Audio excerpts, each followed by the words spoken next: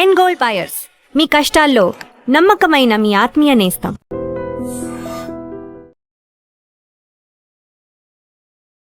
శ్రీలత గారు నమస్తే అండి. శ్రీలత గారు, డయాబెటీస్తో బాధపడే వాళ్ళు ఎటువంటి కూరగాయలు తీసుకోవాలి, ఎటువంటి కూరగాయలు తీసుకోకూడదు, ఓకే, అలాగే ఎటువంటి ఫ్రూట్స్ తీసుకోవాలి, ఎటువంటి ఫ్రూట్స్ జోలికి వెళ్లకుండా ఉంటే మంచిది అంటారు? సో మంచి క్వశ్చన్ అడిగారు. సో డయాబెటీస్ ఎక్కువగా డిటెక్ట్ అయ్యేది సమ్మర్లో. సో చాలా మోతాదులో ఎక్కువగా మామిడి పళ్ళు తీసుకునే అలవాటు తెలుగు దేశాల్లో. సో 5 kgs 10 kgs కొనుక్కోవడం లేదా గంపల్లో వచ్చేయడం, మన ఫామ్ హౌస్లో ప్రొడ్యూస్ అయింది ఎక్కువ మోతాదులో తిన్నప్పుడు మనకి డయాబెటీస్ అనేది కనబడుతుంది, అప్పుడు డిటెక్ట్ అవుతుంది అనమాట. ఎవ్రీ సమ్మర్స్ మనకి కొత్త కొత్త డయాబెటీస్ అనేది డిటెక్ట్ చేస్తూ ఉంటాం అనమాట. సో మనకి ఒకటి గుర్తుపెట్టుకోవాల్సింది ఏంటంటే, మనకి పళ్ళు, కూరగాయలు, ఆకుకూరలు అనేవి ప్రొటెక్టివ్ ఫుడ్స్ అంటారు. ఓకే, ఇవి మన శరీరానికి కావాల్సిన వైటమిన్స్, మినరల్స్, ఫ్యాటీ ఫైబర్ని, తర్వాత యాంటీ ఆక్సిడెంట్స్ని ఇస్తాయి అన్నమాట. సో ఇవి మన శరీరానికి డిజీజ్ ఫైటింగ్ కెపాసిటీ, ఇమ్యూన్ సిస్టమ్ని బిల్డప్ చేయడానికి చాలా మంచిది. మన ఓవరాల్ హెల్త్కి, వెల్ బీయింగ్కి ఈ ప్రొటెక్టివ్ ఫుడ్స్ అనేవి చాలా ఇంపార్టెంట్. సో ఇది మనము డయాబెటీస్ వచ్చినప్పుడు మనం కొద్ది రకాల ఫుడ్స్ని తగ్గించడము, అలాగే కొద్ది రకాల ఫుడ్స్ని అవాయిడ్ చేయడం జరుగుతుందన్నమాట. సో ముందుగా మనకి డయాబెటీస్ ఉన్న వాళ్ళకి ఒక ఫస్ట్ క్వశ్చన్ ఉంటుంది, నేను బంగాళదుంప తినొచ్చా? సో బంగాళదుంప అనేది మన శరీరానికి మంచిది. అది మనము సరి అయిన పద్ధతిలో వండి సరి అయిన మోతాదులో తీసుకుంటే, లెట్సే బంగాళదుంప ఉంది, వంకాయలు ఉన్నాయి, వంకాయల్లో మనము 1-2 బంగాళదుంపలు వేస్తే మనకి ఎటువంటి నష్టం ఉండదు. ఆ బంగాళదుంపని మనము కట్ చేసి ఉప్పు నీళ్ళల్లో వేసేసి నీట్గా అరగంట అయిన తర్వాత వాటిని పిండేసి మనం ఆయిల్లో వేసి ఫ్రై చేసామంటే మనకు దాంతో ఏమీ యూజ్ ఉంటుంది. అలా వేడివేడిగా అన్నంలో వేసుకొని తింటే వెంటనే షుగర్ పెరిగిపోతుంది అనమాట. ఓకే, బంగాళదుంపలో మనకి రెసిస్టెంట్ స్టార్చ్ అనేది ఉంటుంది. It is basically good for a diabetic. Okay, కాకపోతే ఆ బంగాళదుంపని మనం ఫ్రై చేసి వేడివేడిగా తిన్నప్పుడు రెసిస్టెంట్ స్టార్చ్ అనేది బ్రేక్ అయిపోతుంది, డైరెక్ట్ గ్లూకోజ్గా దొరుకుతుంది. ఆ తిన్న వెంటనే మన షుగర్ పెరిగిపోతుంది. సో ప్రతి డయాబెటిక్స్ ఇది గ్రహించుకోవాలి. ఇప్పుడు అందరికీ ట్రెండ్ ఏంటంటే బర్గర్స్తో పాటు ఫ్రెంచ్ ఫ్రైస్ ఇస్తుంటారు వేడివేడిగా, తర్వాత ఇంకా కొద్ది రకాల వేడివేడిగా మనకి ఫ్రెంచ్ ఫ్రైస్, చాలా రకాల ఫుడ్ ఐటమ్స్ని మనం పర్చేస్ చేసుకున్నప్పుడు యాడ్జెంటివ్గా ఇస్తారు, పక్కన సైడ్ డిష్గా ఇస్తుంటారు. సో వేడివేడిగా తినేస్తుంటాం మనం శాండ్విచెస్కి, వాటికి వీటికి. సో మనకి ఆ సింపుల్ గ్లూకోజ్ అనేది శరీరానికి త్వరగా దొరికిపోతుంది. సో అలా మన షుగర్స్ పెరుగుతాయి, ఇది మనం గ్రహించుకోవాలి. సో మనకి శాస్త్రాలు కూడా చెప్పడం ఏంటంటే, మనం ఏదైనా వంట చేసిన తర్వాత 45 నిమిషాల నుంచి గంట వరకు ఏది ముట్టుకోకూడదని మనం ముందు నుంచి సాంప్రదాయంగా చెప్పిన మాట. వేడిగా మనము వడ్డించుకోవడం మనకి కాదు, గంట సేపు దాన్ని అలా వదలాలి. సో వాళ్ళు చెప్పేది ఏంటంటే, అందులో రెసిస్టెంట్ స్టార్చ్ డెవలప్ అయ్యేంత వరకు వెయిట్ చేయమని మనకు పెద్దవాళ్ళు చెప్పారనమాట. ఎప్పుడు పొగలున్నది మనం వడ్డించుకోం. సో అలాంటివి మనము కాన్సెప్ట్స్ని మనము క్యారీ ఫార్వర్డ్ చేసుకోవాలి, because every concept has a scientific explanation. Okay, so బంగాళదుంపతో అలా ఉంటుందన్నమాట. సో మనం కాంబినేషన్ కర్రీ చేయొచ్చు. లెట్స్ సే పులావ్ చేశారు ఆర్ వెజిటేబుల్ దలియా చేశారు, సో అందులో ఒక బంగాళదుంప వేశారు, మంచిది. ఆ పొట్టులో మనకి దానిపైన ఉండే స్కిన్లో పొటాషియం ఉంటుంది. It is really important muscle కాంట్రాక్షన్కి, హార్ట్ ఫంక్షనింగ్కి, బ్లడ్ ప్రెషర్ కంట్రోల్ చేయడానికి. సో మనకి అబ్రాడ్లో మనం చూసామంటే, లెట్స్ సే ఇలా ఒక పొటాటో ఉంటుంది అనుకో, దాన్ని హాఫ్ కట్ చేస్తారు, అందులో బంగాళదుంపనంతా తీసేస్తారు, ఇందులో ఈ తొన్న ఏదైతే లేయర్ ఉంటుందో పీల్, దీంట్లో స్ప్రౌట్స్ వేసుకొని తింటారు. ఓకే, మన ఇండియాలో ఏం చేస్తారంటే దాన్ని నీట్గా తీసేస్తారు, పీల్ అంతా తీసేసి ఆ పిండి పదార్థాన్ని ఉడికించారు. సో మనకి సాంప్రదాయంగా ఏంటంటే మనం అలా కట్ చేసుకొని కూరలో అలా చేసుకోవాలి. దాన్ని పీల్ చేయమని మన పెద్దవాళ్ళు చెప్పలేదు, అది మనం నేర్చుకున్నాం. సో ఆ ఇంపార్టెంట్ ఫ్యాక్టర్స్ ఏవైతే ఉన్నాయో వాటిని మనం దృష్టిలో పెట్టుకుని ఈ ఫుడ్ని మనం ఇన్కార్పొరేట్ చేసుకోవచ్చు, అప్పుడప్పుడు తక్కువ మోతాదు నేను చెప్పిన విధానంగా. అలాగే మనకి చేమదుంప ఉంటుంది, చేమదుంపలో మనకి కోలిన్ అనే బి కాంప్లెక్స్ వైటమిన్ లభిస్తుంది. ఇది చాలా శ్రేష్టం, దీన్ని అవాయిడ్ చేయాల్సిన అవసరం లేదు. మనము పులుసు పెట్టామనుకోండి, సో అంత తీసుకోవచ్చు, ఒక పూటకి ఇబ్బంది లేదు. రెండో పూటకి తీసుకోకూడదు, కార్బోహైడ్రేట్స్ ఎక్కువగా ఉంటాయి కాబట్టి. సో మనము వేడివేడిగా తినకుండాను కొంచెం రూమ్ టెంపరేచర్కి వచ్చినప్పుడు ఏ ఫుడ్ అయినా తీసుకుంటే మంచిది. అలాగే మనకి చిలకడ దుంప ఉంటుంది. చిలకడ దుంపలో మనకి బీటా క్యారోటీన్ ఉంటుంది, soluble fibre, insoluble fibre, multiple trace elements ఉంటాయి. ఇది ఒక ఎక్సలెంట్ ఫుడ్ డయాబెటిక్స్కి.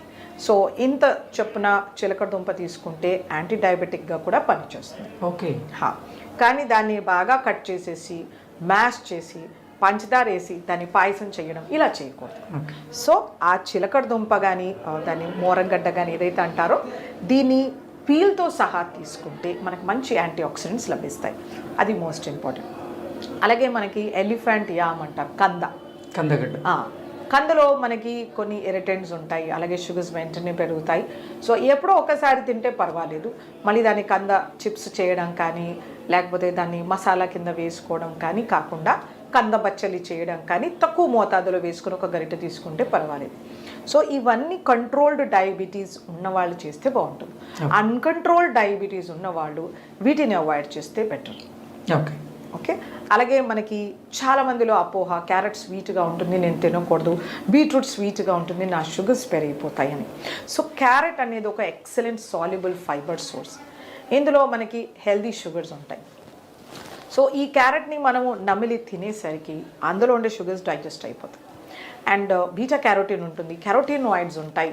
ఇది మన గుండెకి, చర్మానికి, ఇమ్యూన్ సిస్టమ్కి, డైజెస్టివ్ సిస్టమ్కి, ప్యాంక్రియాటిక్ ఫంక్షన్కి ఎక్సలెంట్ మెడిసిన్. ఓకే. కాకపోతే ఇవేంటంటే కొన్ని రకాల న్యాచురల్ మెన్యూర్స్ వేస్తుంటారు, మన పిగ్ మెన్యూర్ అట్లాంటివి. సో జాగ్రత్తగా మనం వీటిని బాగా వాష్ చేసుకోవాలి. ఈ మూమెంట్స్లో రన్నింగ్ వాటర్లో లేదు సాల్ట్ వాటర్లో సోక్ చేసి బాగా రన్నింగ్ వాటర్లో కడగాలి.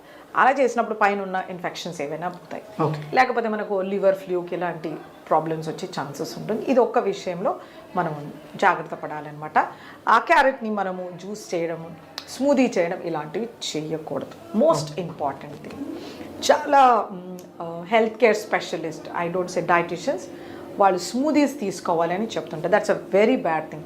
మీరు ఇన్స్టాగ్రామ్లో కానీ యూట్యూబ్లో కానీ చూడండి, ఏదైనా ఫుడ్ని మనం క్రష్ చేసి మ్యాష్ చేసి తీసుకుంటే వెంటనే షుగర్స్ పెరుగుతాయి. ఎగ్జాక్ట్. ఎందుకంటే గట్లో లిక్విడ్స్ అనేది 1 అవర్లో అబ్జార్బ్ అయిపోతుంది.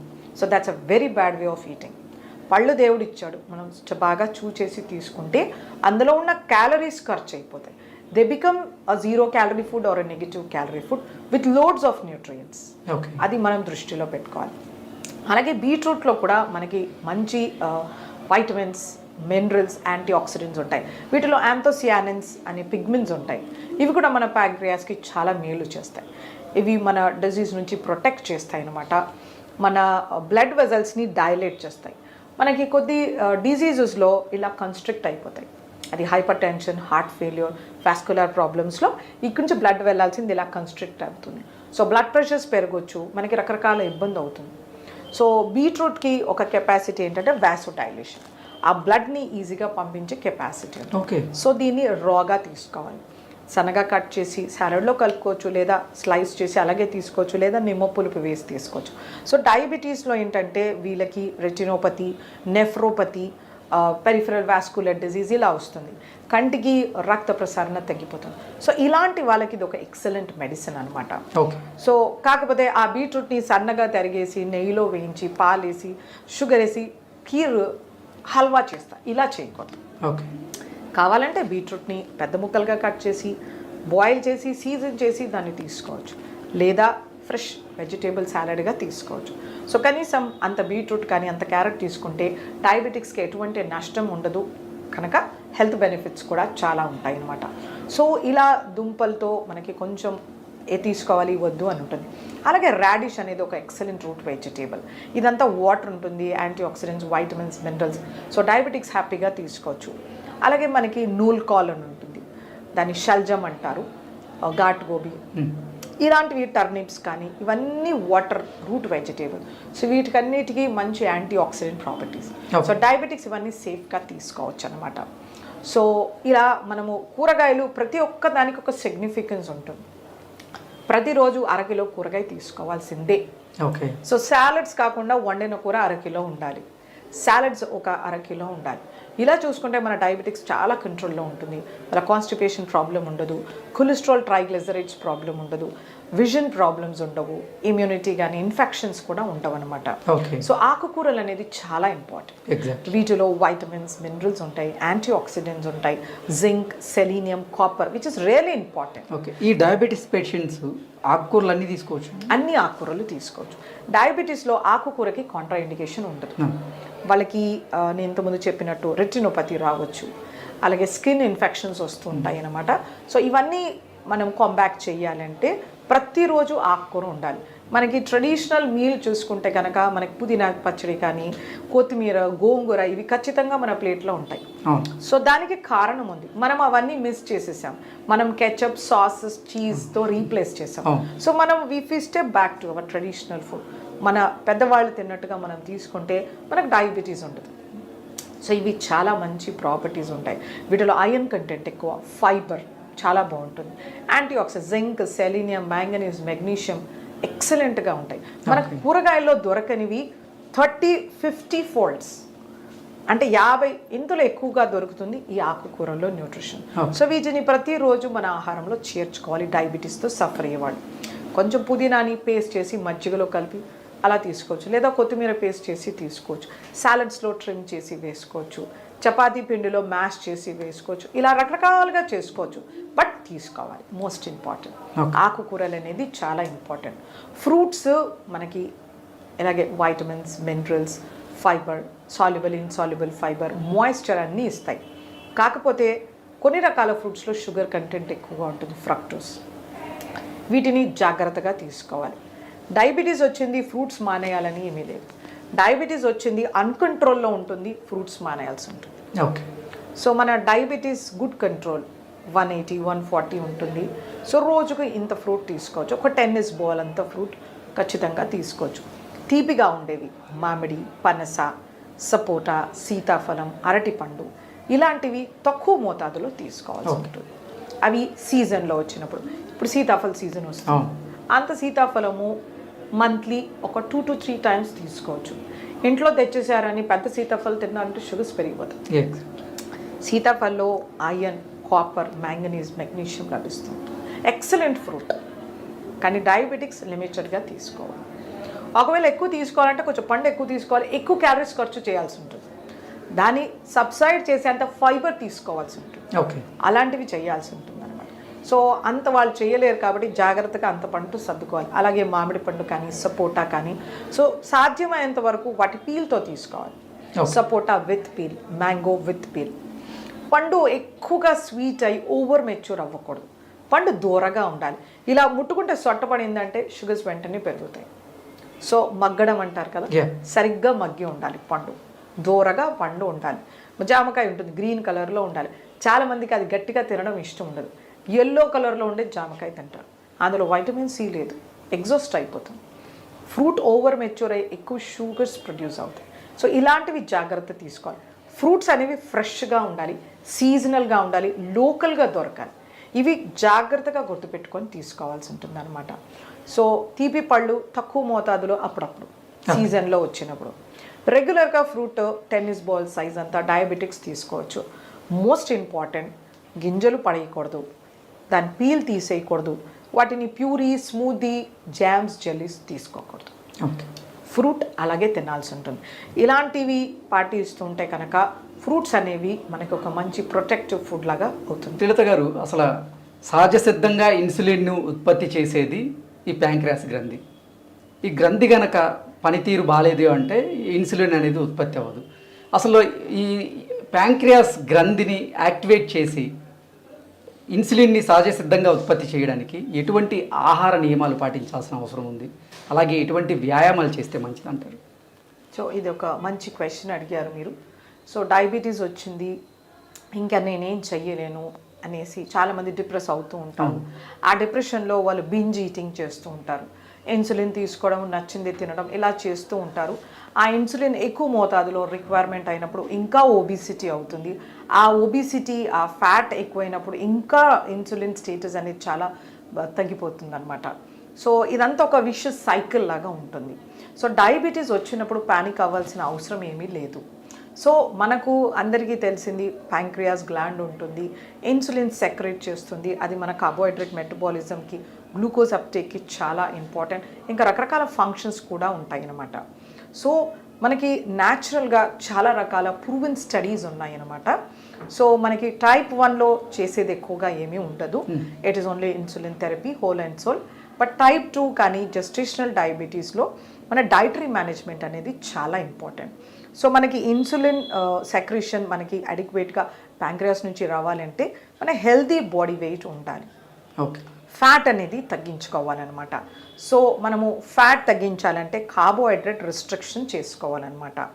సో మనం ఎక్కువ మోతాదులో కార్బోహైడ్రేట్ తీసుకుంటే ఎక్కువ బర్డన్ అవుతుంది ప్యాంక్రియాస్కి. సో కార్బోహైడ్రేట్ అనేది హెల్దీ కార్బోహైడ్రేట్ తీసుకోవాలి. ఫస్ట్ కాంప్లెక్స్ కార్బోహైడ్రేట్ అది మోడరేట్ పోర్షన్లో తీసుకోవాలి. అలాగే శరీరానికి కావాల్సిన ప్రోటీన్స్, హెల్దీ ప్రోటీన్స్ ఉండాలి, హెల్దీ ఫ్యాట్స్ ఉండాలి. ఇలా మనం తీసుకున్నప్పుడు మన ఇన్సులిన్ డిమాండ్స్ అనేది తగ్గుతుందన్నమాట. అలాగే మనం ప్యాంక్రియాస్ హెల్త్ ఎలా చేసుకోవాలి? సో మోస్ట్ ఇంపార్టెంట్ థింగ్ మనకి అందరికీ తెలిసింది కాకరకాయ. కాకరకాయ అనేది ఒక ఎక్సలెంట్ హైపోగ్లైసిమిక్ ఏజెంట్ అనమాట. ఇది చాలా స్టడీస్ కూడా ఉన్నాయి, కొంతమంది దీన్ని ఒప్పుకోరు. కాకపోతే ఇది ఎక్సలెంట్ మెడిసిన్. ఇది మనకి ట్రెడిషనల్గా మన తాత ముత్తాతల నుంచి వచ్చిన ఫుడ్ అన్నమాట. సో ఈ కాకరకాయని మనము ఒక 1/2 కిలో అంతా దాన్ని వారంలో 2 సార్లు 3 సార్లు మనం ఆహారంలో చేర్చుకుంటే మనకి గ్లైసిమిక్ కంట్రోల్ బాగా ఉన్నట్టు స్టడీస్ చెప్తున్నాయి. దీన్ని పచ్చిదాన్ని జ్యూస్ తీసుకోవచ్చు, కాకపోతే దీంట్లో రిస్క్ ఎక్కువగా ఉంటుందన్నమాట. అంటే షుగర్స్ డ్రాస్టిక్గా పడిపోయే ఛాన్స్ ఉంటుంది. అందుచేతనే మనం యూజువల్గా పాటించేది ఎప్పుడో నెలకు 1-2 సార్లు బదులు వారంలో 2-3 సార్లు దీన్ని మనం హ్యాబిట్ చేసుకుంటే కనుక మన బీటా సెల్స్ బాగా ఎనర్జైజ్ అయ్యి అది ఇన్సులిన్ ప్రొడ్యూస్ చేస్తున్నట్టు మనకి పరిశోధనలు తెలుపుతున్నాయి. ఒకవేళ మీరు తీసుకోగలిగితే దాన్ని 1 టేబుల్ స్పూన్ ఎవ్రీడే తీసుకోవచ్చు. బట్ ఒక డైటిషియన్ గైడెన్స్లో మీకు ఒక మంచి స్టిపులేటెడ్ ఫార్మాట్ డైట్ ఇచ్చినప్పుడు అది ఫాలో చేస్తూ తీసుకోవాలి. ఆ గ్లైసెమిక్ వేరియబిలిటీ అనేది మేము అర్థం చేసుకోవాల్సి ఉంటుంది. సో అది ఫస్ట్ మోస్ట్ ఇంపార్టెంట్. అలాగే మెంతులు అనేది ఒక ఎక్సలెంట్ హైపోగ్లైసెమిక్ ఏజెంట్ అనమాట. వీటిలో మంచి మ్యూసిలేజెస్, ఫైబర్ ఉంటుంది. ఇందులో ఉండే గ్యాలక్టోమెనాన్కి బీటా సెల్స్ని రిఫ్రెష్ చేసే కెపాసిటీ ఉంటుందన్నమాట. సో మనకి రకరకాల స్టడీస్ వరల్డ్ వైడ్లో ఉన్నాయి. మనం మినిమం 25 grams పర్ డే తీసుకోవాలి. ఓకే, అంటే 25 grams is a huge amount, 5 చెంచాలు. అలా మనం నానబెట్టి దాన్ని జర్మినేట్ చేసి కానీ దాన్ని పొడి చేసి తీసుకోవడం కానీ ఒక రోజు మొత్తంలో 25 grams తీసుకుంటే మనకి డయాబెటీస్ రిమిషన్లో ఉంటున్నట్టు పరిశోధనలు తెలుపుతున్నాయి. ఓకే, అలాగే మనకి కీరా దోసకాయ కామన్గా అన్ని చోట్ల అవైలబుల్గా ఉంటుంది. సో ఈ కీరా దోసకాయని మనము కనీసం ఒక పెద్ద కీరా దోసకాయ అంత సైజే లావుగా ఉన్నది ప్రతిరోజు తింటే కనుక let's A lunch and dinner or if possible breakfast 3 పూటలో మనం అంతంతా తీసుకుంటే మన డయాబెటీస్ చాలా కంట్రోల్లో ఉన్నట్టు పరిశోధనలు తెలుపుతున్నాయి. ఇది కూడా మన ప్యాంక్రియాటిక్ బీటా సెల్స్ని రీజువనేట్ చేస్తాయని పరిశోధనలు తెలుపుతున్నాయి. సో అంచేతనే ఈ కీరా దోసని మనము సాలడ్ రూపంలో, రైతా రూపంలో తీసుకోవాలి. దీన్ని ప్యూరీస్ చేయడము, స్మూదీస్ చేయడం ఇలాంటివి చేయకూడదు. అలాగే మనకి పసుపులో మనకి కర్క్యూమిన్ అనే కాంపోనెంట్ ఉంటుంది. ఇది కూడా మంచి యాంటీ డయాబెటిక్ మెడిసిన్ అని ప్రూవ్ అయింది. మనకి న్యాచురల్గా దెబ్బ తగిలితే పసుపు పెడుతుంటాం. It has got very good antibiotic property. దాన్ని యాంటీబయోటిక్, యాంటీసెప్టిక్, యాంటీవైరల్, తర్వాత oedema reducing, okay, anti oedema అంటారు. అలాగే మనకి కొద్ది రకాల వాపులు రావడం, యాంటీ ఇన్ఫ్లమేటరీ అంటుంటారు. సో మనకి ప్రాబ్లం ఏది వచ్చినా పసుపు అనేది ఒక సింపుల్ సొల్యూషన్ అని చెప్పొచ్చు అనమాట. సో ఇది మనకి యాంటీ డయాబెటిక్ అని కూడా ప్రూవ్ అయింది. కాకపోతే మనము ఆ పసుపుని ఎంత తీసుకోవాలి అన్నది క్వశ్చన్. సో కనీసం మనము 2.5 చెంచాలు తీసుకోవాల్సి ఉంటుంది ఒక డేకి, ప్రతిరోజు. సో ఇది ప్రాక్టికల్గా ఇంపాసిబుల్ అవుతుంది పొట్టలో వేడి చేయడం కానీ. సో బట్ ప్రూవెన్ స్టడీస్ ఉన్నాయి. కనీసం మనకు 2.5 స్పూన్స్ ఆఫ్ పసుపు ప్రతిరోజు తీసుకుంటే కనుక మనకి డయాబెటీస్ కంట్రోల్లో ఉన్నట్టు. కొన్ని ప్లేసెస్లో రిచువల్ ఉంటుంది, ప్యూబర్టీ అటెండ్ అయిన ఫీమేల్స్కి పసుపుని ముద్దలాగా చేసి మింగిస్తుంటారు. సో ఇది చాలా మంచిది. ఇలా చేయడం వలన వాళ్ళకి ఒబిసిటీ రాకూడదు, ప్యాంక్రియాటిక్ ఇష్యూస్ రాకూడదు అని ప్యూబర్టీ అటైన్ అయిన ఫీమేల్స్కి ఇస్తూ ఉంటారనమాట. అలాగే పల్లెటూరులో కొంతమంది పిల్లలకి నుల్లి పురుగును ఉన్న వాళ్ళకి కూడా వీటిని చిన్న బాల్స్ లాగా చేసి మింగిస్తుంటారనమాట. సో వీటిలో ఉండే మల్టిపుల్ హెల్త్ బెనిఫిట్స్, అందులో యాంటీ డయాబెటిక్ ప్రాపర్టీ ఒకటి అనమాట. సో అలాగే మనకి దాల్చీని చెక్క ఉంటుంది. దాల్చీని చెక్కలో కూడా యాంటీ డయాబెటిక్ ప్రాపర్టీస్ ప్రూవ్ అయి ఉన్నాయి అనమాట. ఇది మనము కనీసం 2 గ్రాముల పొడి ప్రతిరోజు నీళ్ళలో కలుపుకొని తీసుకోవాలి. సో ఇలా పరిగడుపున తీసుకోవడం వలన మనకి డయాబెటీస్ చాలా కంట్రోల్ అవుతుంది, మన ప్యాంక్రియాటిక్ ఫంక్షన్ అనేది ఇంప్రూవ్ అవుతుంది అనమాట. సో ఇలా మనకి రకరకాల పరిశోధనల వలన తెలిసింది ఇది.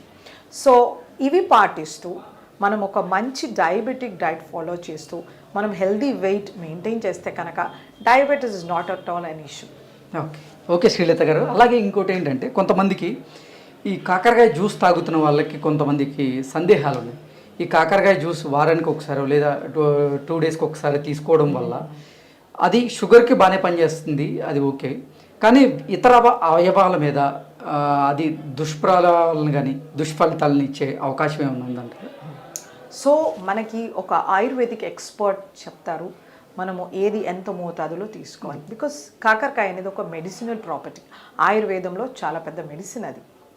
సో అందుచేతనే కొన్ని స్టడీస్ ఏం చెప్తున్నాయంటే 15 ml తీసుకోవచ్చు అని. సో మీరు అన్నట్టుగా దాని ఇంపాక్ట్ ఇంకా వేరే రకంగా ఉండొచ్చు, ఆర్ సివియర్ హైపోగ్లైసీమియా అవ్వచ్చు. అందుచేతనే కాకరకాయని మనము కూర కింద, బేసిక్ కర్రీ కింద ఉల్లిపాయలు టొమాటో వేసుకోవడం, ధనియా జీరా పౌడర్ వేసుకోవడం, గరం మసాలా వేసుకోవడం. చాలాసార్లు ఏమవుతుందంటే ఆ కాకరకాయని సన్నగా తరిగేస్తారు, ఉప్పు పసుపు వేసి కలుపుతారు, బాగా నీరుని బయటికి తీస్తారు, వీటిని నూనెలో దేవుతారు, దానిపైన ఏదో మసాలా వేస్తారు. ఇలా చేయడం వలన దాంట్లో ఉండే యాంటీ డయాబెటిక్ ప్రాపర్టీస్ డిస్ట్రాయ్ అయిపోతాయి. They are just simple chips. అలా చేసుకోకూడదు. దాన్ని పెద్ద ముక్కలుగా, మనం ఏ వెజిటేబుల్ అయినా మినిమం 1 ఇంచ్ పొడుగ్గా ఉండాలి. మనం నచ్చినట్టు టేస్ట్ కోసం వాటిని సన్నగా తరిగేసి మూకుడులో వేసి వేయించామంటే no nutrition, zero. It is for taste of time. మనం అందరూ ఫీమేల్ పాపులేషన్, ఆడవాళ్ళందరూ గ్రహించుకోవాలి ఇది. చాలాసార్లు వాళ్ళు రాత్రి దాటిని పెరుగులో నానేస్తారు, దాన్ని గట్టిగా పిండేస్తారు, వాటిని వేయిస్తారు, కూర చేస్తుంటారు. ఇలా చేస్తే మనకి మెడిసినల్ ప్రాపర్టీస్ లేవు. కాకరకాయని ఎడ్జ్ టు ఎడ్జ్ ట్రిమ్ చేసి వాటిని పైన ఉన్న తొన కూడా తీయాల్సిన అవసరం లేదు, అది మనం డైజెస్ట్ చేసుకోగలుగుతాం. వాటిని నీట్గా క్లీన్ చేసేస్తారు, స్క్రేప్ చేసేసి దాని లోపల ఉన్న సీడ్స్ అన్నీ తీసేస్తారు. ఆ సీడ్స్లో మంచి యాంటీ డయాబెటిక్ ప్రాపర్టీస్ ఉంటాయి. సో దాని పీల్తో సహా, సీడ్స్తో సహా మినిమం 1 ఇంచ్ సైజులో దాన్ని చాప్ చేసి దాన్ని కొద్ది వాటర్లో బాయిల్ చేసి సాటే చేసుకోవచ్చు, ఉల్లిపాయ టొమాటో కర్రీలో వేసుకోవచ్చు, మనం ఏదైనా రెసిపీ చేసుకోవచ్చు. బట్ ఎక్కువ high heat, dry heat, oil fry ఇలాంటివి చేయకూడదు. అలా చేసినప్పుడు మన డయాబెటిక్ ప్రాపర్టీస్ ఉండవండి, ఓన్లీ టేస్ట్ ఉంటుంది. సో ఇది ప్రతి ఒక్క ఆడవాళ్ళు గ్రహించుకోవాల్సింది. ఎందుకంటే వాళ్ళు చేసే ఫుడ్ అది మెడిసిన్ అవుతుంది. అది మన ఇండియన్ ఆయుర్వేదాలో మన వంటశాల అనేది it is equal to a pharmacy, వైద్యశాల. పాకశాల అంటే వైద్యశాల, కానీ ఆడవాళ్ళు దాన్ని పాయిజన్ లాగా చేసేస్తున్నారు. సో అలా చెయ్యకూడదు. It is my sincere request for all the ladies. Okay, అంటే వేరే అవయవాల మీద దుష్ప్రభావం చూపించే అవకాశం అయితే లేదంటారు? లేదు, బట్ మైల్డ్ సైడ్ ఎఫెక్ట్స్ అయితే ఉంటాయి. ఓకే, నాసియా రావడం కానీ, పొట్టలో తిప్పినట్టు అవ్వడం కానీ, అంతేగాని ఏ అవయవాలు డ్యామేజ్ అయితే అవ్వదు. ఎందుకంటే it is a medicine. Yes, it is a medicine. మనము దాన్ని రాగా తీసుకున్నప్పుడు కొంచెం సైడ్ ఎఫెక్ట్స్ ఉంటాయి, పొట్టలో మంట రావడం కానీ, ఇరిటేషన్ అలా ఉండొచ్చు. తప్పితే it is never a poison, it is a healthy vegetable. డయాబెటీస్లో చాలా రకాలు ఉన్నాయి. కొంతమందికి అన్ని రకాలు ఉన్నాయని కూడా అవగాహన లేదు అసలు ఈ మధ్యకాలంలో. అందరికీ ఏంటంటే టైప్ 1 డయాబెటీస్, టైప్ 2 డయాబెటీస్ గురించి తెలుసు. అసలు ఓవరాల్ డయాబెటీస్లో ఎన్ని రకాలు ఉన్నాయి? ఈ టైప్ 1, టైప్ 2 డయాబెటీస్ రావడానికి గల ప్రధాన కారణం ఏంటి? సో మంచి క్వశ్చన్ అడిగారు. సో డయాబెటీస్ మనకి అందరికీ తెలిసింది టైప్ 1 డయాబెటీస్ మెలైటిస్. అంటే ఇది ఇన్సులిన్ డిపెండెంట్ డయాబెటీస్ మెలైటిస్ అంటారు. ఇది యూజువల్గా మనం చిన్నపిల్లల్లో చూస్తాము. అంటే మన ప్యాంక్రియాస్ ఆటో ఇమ్యూన్గా అటాక్ అయిపోతుందన్నమాట. అంటే మన సెల్స్, మన టీ సెల్స్ వాటిని అటాక్ చేసి డెస్ట్రాయ్ చేస్తాయి అన్నమాట. సో మనకి కొద్ది మోతాదులో కూడా ప్యాంక్రియాస్లో ఇన్సులిన్ సెక్రెట్ అవ్వదు. ఇది ఒక హార్మోన్ అనమాట, మన గ్లూకోజ్ని అప్టేక్ చేసుకునేది. సో అది కంప్లీట్గా డ్యామేజ్ అవుతుంది. సో వాళ్ళకి బయట నుంచి ఎగ్జోజీనస్ ఇన్సులిన్ అవసరం ఉంటుంది. ఎగ్జోజీనస్ అంటారు, మనం ప్రొడ్యూస్ చేసే ఎండోజీనస్ ప్రొడక్షన్ అంటారు. సో బయట నుంచి వాళ్ళ లైఫ్ లాంగ్ ఇన్సులిన్ తీసుకోవాల్సి ఉంటుంది. ఇది కొంచెము కాంప్లికేటెడ్ అనమాట. వాళ్ళు ఎప్పుడైనా షుగర్స్ ఫ్లక్చువేట్ అవ్వచ్చు, హైపర్లోకి వెళ్ళిపోవచ్చు, హైపోలోకి వెళ్ళిపోవచ్చు. సో వాళ్ళకి మేనేజ్మెంట్ అనేది ఇన్సులినే ఉంటుంది. చాలా కష్టం, ఇది చిన్నపిల్లల్లో వస్తుంది. బట్ మేనేజింగ్ అనేది కొంచెం జాగ్రత్తగా ఉండాలి, కీన్ఫుల్ వాచ్. అలాగే మనకి టైప్ 2 డయాబెటీస్. ఇది టైప్ 2 డయాబెటీస్, ఇది non insulin dependent diabetes mellitus అంటారు. దీనికి మనకి ప్యాంక్రియాస్ ఫంక్షనింగ్ ఇంకా రీటైన్ అయి ఉంటుంది, బట్ ఇన్సులిన్ అడిక్వేట్గా మనకి సెక్రీషన్ అవ్వదు. ఇన్సులిన్ రెసిస్టెన్స్ అనేది ఉంటుందన్నమాట. సో అందుచేతనే మనకి కావలసిన మోతాదులో ఇన్సులిన్ సెక్రీట్ అవ్వనప్పుడు మనకి కొద్ది రకాల డ్రగ్స్ ఉంటాయి. ఆ డ్రగ్స్తో మనకి SLG2 అనేసి ఈ డ్రగ్స్తో మనకి ఇన్సులిన్ ప్రొడక్షన్ అవుతుందన్నమాట. వీళ్ళలో కొన్నిసార్లు ఇన్సులిన్ అవసరం కూడా అవుతుంది, ఇన్సులిన్ థెరపీ బయట నుంచి ఎగ్జోజీనస్ ఆర్ కాంబినేషన్. ఒకసారి మెట్ఫార్మిన్, SLGT2 ఇవి సరిపోతాయి, లేదా ఈ డ్రగ్స్తో పాటు ఇన్సులిన్ కూడా అవసరం అవుతుందన్నమాట. అలాగే మనకి లాడా అని ఉంటుంది, latent onset of diabetes, auto immune అనమాట ఇది. ఇందులో ఏంటంటే ఒక 6 months వరకు మనకి ఇన్సులిన్ బయట నుంచి అవసరం ఉండదు, but again auto immune system అనమాట, అది అటాక్ చేస్తుంది. కొద్ది రోజులు మనము డ్రగ్స్తో మేనేజ్ చేసుకుని 6 months వరకు, తర్వాత నుంచి ఖచ్చితంగా ఇన్సులిన్ అవసరం అవుతుంది. అలాగే మనకి జెస్టేషనల్ డయాబెటీస్ మెలైటిస్ ఉంటుంది. అంటే మనకి 2nd trimesters ఆఫ్ ప్రెగ్నెన్సీలో మనకి షుగర్స్ పెరిగే ఛాన్స్ ఉంటుంది అనమాట, ఆఫ్టర్ 22 weeks అట్లా. సో మనం అది రూల్ అవుట్ చేసుకుని వాళ్ళ షుగర్స్ని కంట్రోల్లో పెట్టుకోవాలి. And it is very important. లేకపోతే బేబీ చాలా పెద్దగా పోవడం కానీ, అండర్ నరిష్ కానీ, రకరకాల ఇబ్బందులు అవుతాయి, ఫీటల్ ఇష్యూస్ స్టాండ్ అవుతాయి. సో ఆ జెస్టేషనల్ డయాబెటీస్ని కంట్రోల్లో పెట్టుకోవడం చాలా ఇంపార్టెంట్. అలాగే మనకి మెచ్యూరిటీ ఆన్సెట్ డయాబెటీస్ అని ఉంటుంది, మాల్న్యూట్రిషన్ రిలేటెడ్ డయాబెటీస్ అని, ఇలా రకరకాలుగా మనకి డయాబెటీస్ అని ఉంటుందన్నమాట. సో మనకి డయాబెటీస్ వచ్చింది అన్నప్పుడు మనకి కారణం ఏదైనా ఉండొచ్చు. అది జెనెటిక్స్ వలన రావచ్చు, లైఫ్ స్టైల్ ఇంపైర్మెంట్ల వల్ల రావచ్చు, ఆర్ ఎక్కువ మన అన్హెల్దీ ఫాల్టరీ డైటరీ హ్యాబిట్స్ ఉండొచ్చు, స్ట్రెస్ ఇండ్యూస్ కానీ, లేకపోతే మనకి డిజీజ్ ఇండ్యూస్డ్, ప్యాంక్రటైటిస్ ఇండ్యూస్ కానీ, ఇథనాల్ ఇండ్యూస్ కానీ, లేకపోతే డ్రగ్ ఇండ్యూస్ కానీ, ఇలా ఏవైనా రకరకాల ప్రాబ్లమ్స్ వలన మనకి రావచ్చు. మనము కొన్ని సూత్రాలని పాటించుకోవాలి డయాబెటీస్ వచ్చినప్పుడు. ఫస్ట్, మనం ఒక హెల్దీ డయాబెటిక్ డైట్ తీసుకోవాలి. సెకండ్, మంచి ఫిజికల్ యాక్టివిటీతో మన బాడీలో ఉన్న ఎక్సెస్ ఫ్యాట్ని రెడ్యూస్ చేయాలి. అలా చేసినప్పుడు మన బీటా సెల్ ఇంప్రూవ్ అవుతుందన్నమాట. సో మన ఇన్సులిన్ సెక్రెషన్ పెరుగుతుంది. సో అదొకటి గుర్తుపెట్టుకోవాలి, హెల్దీ వెయిట్. అలాగే స్ట్రెస్ మేనేజ్మెంట్, మనం మెడిటేషన్ చేయడం కానీ, లేకపోతే మైండ్ కామింగ్ టెక్నిక్స్, యోగా చేయడం కానీ ఖచ్చితంగా పాటిస్తూ ఉండాలన్నమాట. So physical activity, mind coming techniques, diet, ఇవి చేస్తే కనుక మన డయాబెటీస్ అనేది కంట్రోల్లో ఉంటుంది. బట్ టైప్ 1లో ఏంటంటే వెయిట్ గెయిన్ అవ్వకూడదు, ఇన్సులిన్ థెరపీని కరెక్ట్గా ఫాలో అవ్వాల్సి ఉంటుంది అనమాట. ఇది మోస్ట్ ఇంపార్టెంట్. అది వాళ్ళకి రెమిషన్ అనేది ఉండదు. టైప్ 2లో, జెస్టేషనల్ డయాబెటీస్లో, ఇంకా ఎటువంటి డయాబెటీస్లో అయినా కంట్రోల్ అనేది ఉంటుందన్నమాట. ఒక పాయింట్ ఆఫ్ టైం రివర్సల్ అవుతుందని కూడా స్టడీస్ చెప్తున్నాయి. ఓకే శ్రీలత గారు, ధన్యవాదాలు.